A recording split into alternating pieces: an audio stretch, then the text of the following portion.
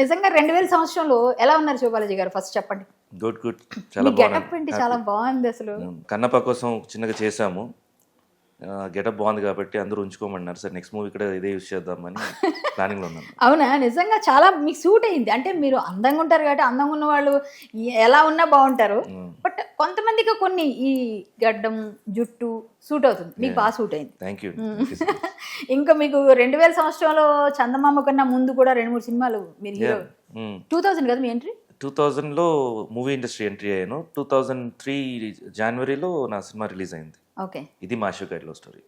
ఓహోహో అదా. ఆ సినిమా మీకు సక్సెస్ ఇచ్చిందా? లేదు, సక్సెస్ కాలేదు. సాంగ్ సక్సెస్ అయింది, మూవీ సక్సెస్ కాలేదు.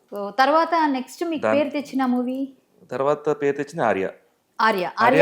ఆర్య నా ఫోర్త్ ఫిల్మ్. ఓ, ఫోర్త్ ఫిల్మ్ కి మీరు జనాలకి కొంచెం నెగిటివ్ షేడ్ లాగా కొంచెం జలస్ ఫీల్ అయ్యేటట్టు చాలా బాగుంటుంది ఆర్యలో క్యారెక్టర్ పొసెసివ్నెస్. ఓకే.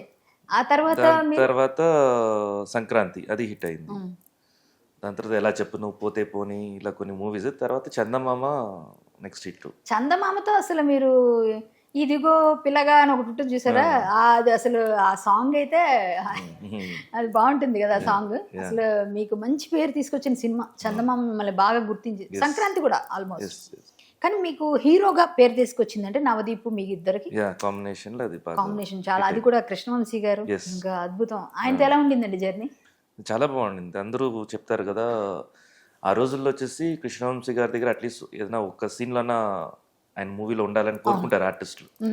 ఎందుకంటే ఆర్టిస్ట్ని ఎక్కువ ఎలివేట్ చేస్తారు అండ్ మన లేని ఒక పర్ఫార్మెన్స్ కూడా తీసుకురాగలుగుతారు ఆయన అనేది పేరు. పిండుతారు.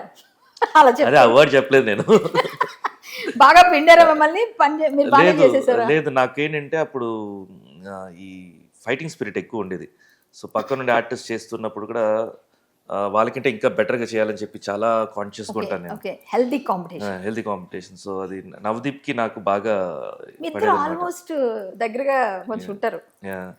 సో ఆ కాంపిటీషన్ లో అలా పోటీ చేసుకున్నాం. చాలా బాగుండేది ఆ సినిమా, పెద్ద హిట్. అది ఎప్పటికీ మర్చిపోలేని సినిమా మీకైతే ఖచ్చితంగా. నాకు కూడా, మేమందరం కూడా చాలా ఎంజాయ్ చేసిన సినిమా అది. అప్పుడు అమ్మాయిలందరికీ మీరు పెద్ద హీరో. అసలు మీరు షర్ట్లు ఉంటాయి కదా లెనిన్ కాటన్, నేను ఎంత గుర్తు పెట్టుకున్నాము. అందరూ అసలు ఆ లెనిన్ కాటన్ లో మీరు వస్తుంటే అసలు అబ్బాయిలు అందరూ అవే కొనుక్కునేవారు. లేదు, నాకు విన్నాను అప్పుడు ఊర్లంతా దొరబాబు లాగా నాది గెటప్ ఇలా ఉండదు, అలా మార్చుకొని ఆ బుల్లెట్లు వెళ్ళేవాళ్ళు. అప్పుడే famous bullet linen cotton shirts, అన్ని కలర్స్, ఎల్లో కలర్, అన్ని కలర్ నాకు బాగా గుర్తుండింది.